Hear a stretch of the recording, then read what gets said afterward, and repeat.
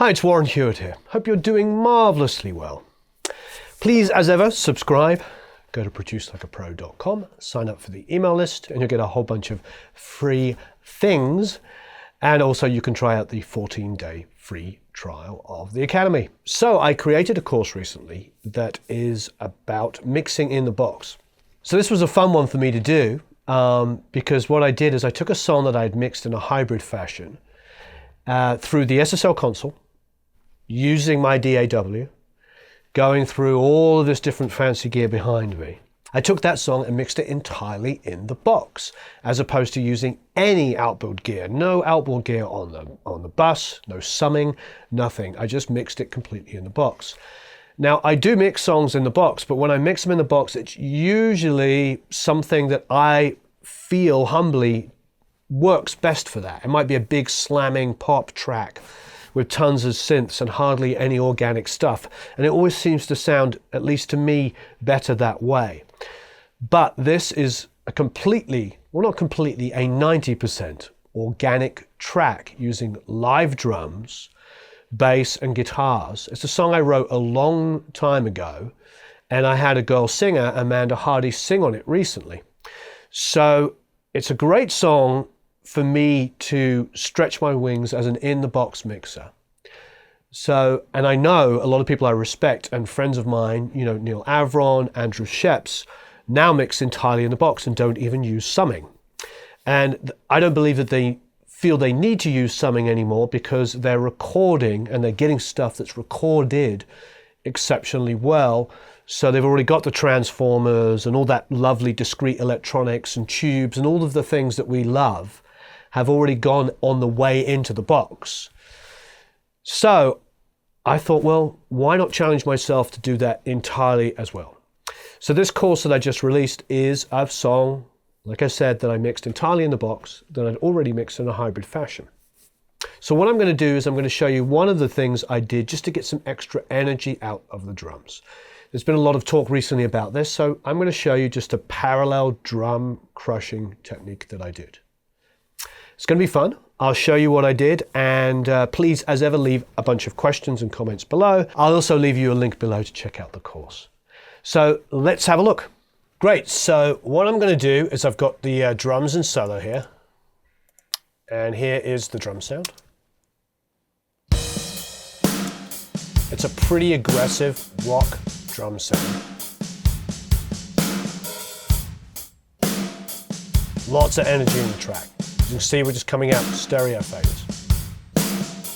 Okay, so what have I got going on? Well, a couple of things to note, without getting too specific, but just talking in general, is I've got a combination of live drums with samples, because this is a really super aggressive drum track. But even with the samples, even with the compression and the EQ that I'm doing on individual kicks and snares, I'm not getting quite the aggression I would want. So let's play you just the drum sub on its own. So here's just the drum sub. Here's the drum sound. It's a good natural drum sound.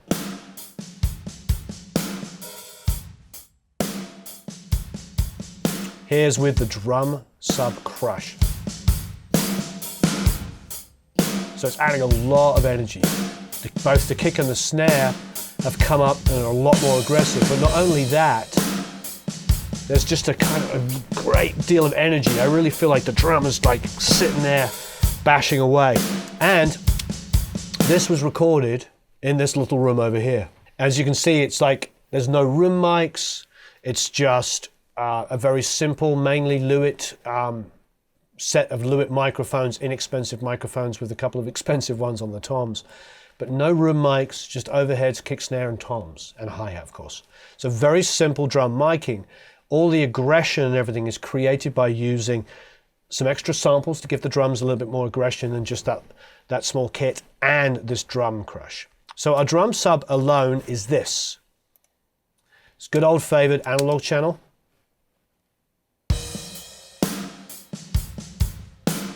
Barely doing anything at the moment. If we go to maybe the outro here, let's go to the outro drums, take a section.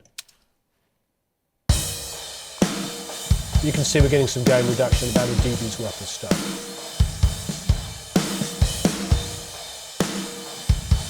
A little bit of low roll off on the analog channel. Next up,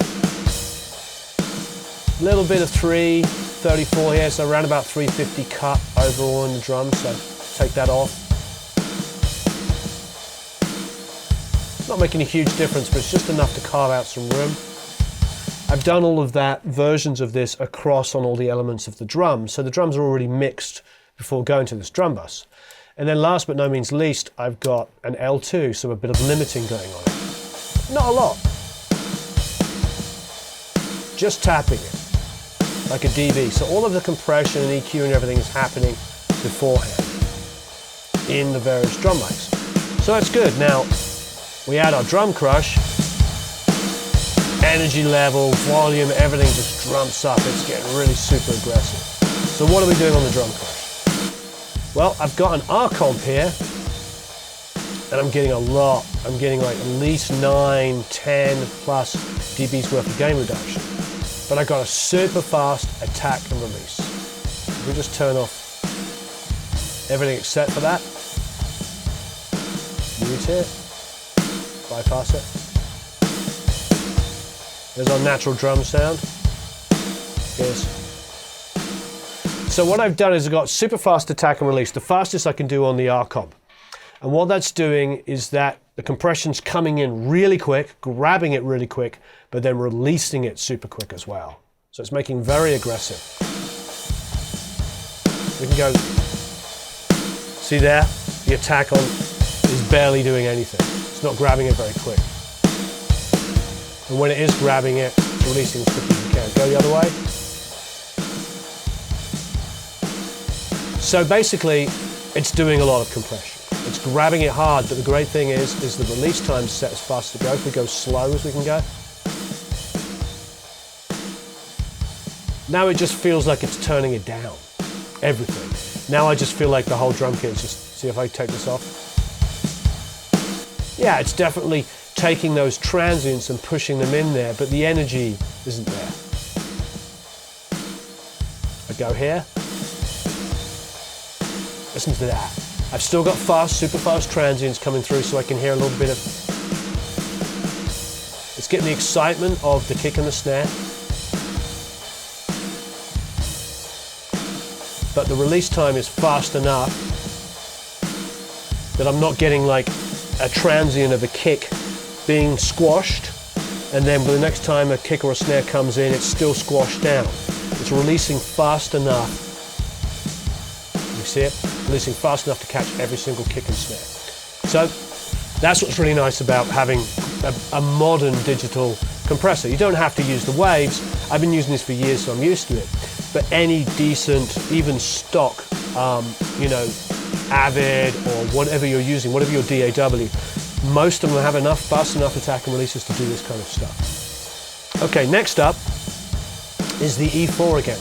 And what I have done is I have literally used the same EQ again.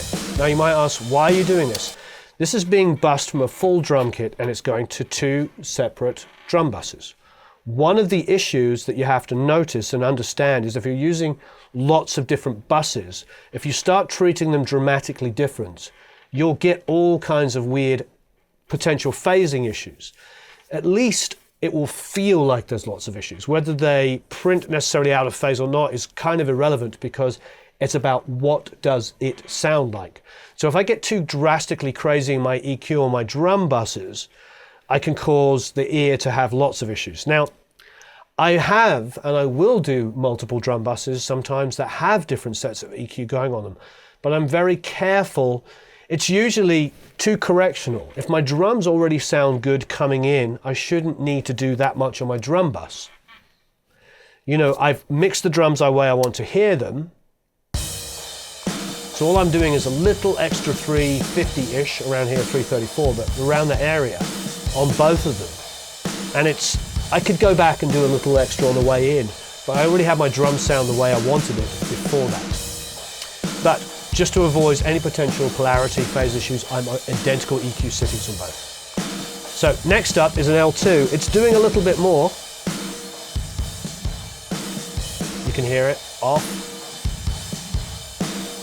on, it's doing even more. It's then pushing a little bit of those excessive transients back in, so it's balancing. I've got the R comp, I've got my first compressor allowing super fast transients and still compressing the energy in the room and the overheads. And then this one is at the end, is just knocking them back in just a little bit more. Without it,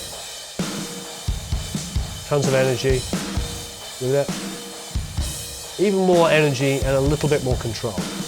And to be honest, again, the same plug-in on the end. So it keeps it sounding really, really great. So here's the two together. Just the drum sub.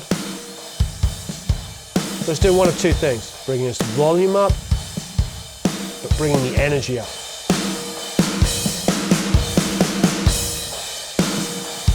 So it's a great trick. Parallel drum compression is really great, but the way I think about it is I mix the drums the way I want to hear them. So this to me is a good drum mix. Sounds like a good drum mix. And then I add my parallel drum sub, just to add the energy. And sometimes that isn't as dense as it is there, but listen to the track. It's the mix. This is dense and crazy and nuts. So, you know, with this really super, super dense mix, and we'll put a link to the mix so you can hear it obviously below. You know, that extra aggression and that energy that the parallel drum sub creates really helps us. You know, it's something that sometimes you could bring in, you can mute or you can turn up and turn down depending on the circumstance. But the way I always do it is I build my drum sound first and then I create it afterwards. I don't rely on it to be part of my drum sound. You know, but it gets tweaked. And having said all of that, there are no rules. There might be times where you bring in a template and it's there already. You know, try not to monitor with it too much, but you know, it's good to have it. So it's a great tip. It's a really great trick to have a parallel drum bus like that. And there's many different ways of doing it. And you can use some plugins, especially when you've got a very clean, probably almost, you know, sanitary sounding drum sound. You could use saturation, you could use a lo-fi plugin, you could do anything to create some of that energy. You know, like I said, for me, I created the drum sound I wanted, had a drum bus, duplicated the drum bus and turned it into a drum crush by adding the R comp instead of the analog channel. So please check out the website, producelikeapro.com. You can sign up for the email list, subscribe, and check out the new course I've done. It's a 6-hour course. The thing about it that I like is it's a no holds barred kind of watch me pull up the song over a 6-hour process. I think I did it on a couple of different days, and watch me go through the process of trying to beat an SSL mix. It's like me trying to compete with myself. And it's a different sounding mix, but it was interesting because I felt like I could really communicate better with people because I'm going through the same process they do. And it's something I really, really enjoyed doing, even though I didn't sleep much that first night because I was sitting there going, oh, I don't like that drum sound, I don't like this. You know, that was the process I went through over the last 20 plus years of doing this. So to rediscover that and come back. But I will say, you know, I'm scratching the surface. I'm learning all of the time. We always are. That's why I don't believe in experts. I think we're always learning. But the thing I really enjoyed about it is I do firmly believe that I could move into in-the-box mixing quite easily over the next couple of years. I think it's very, very likely that I will follow suit with some of my best friends that are making great, great mixes in the box.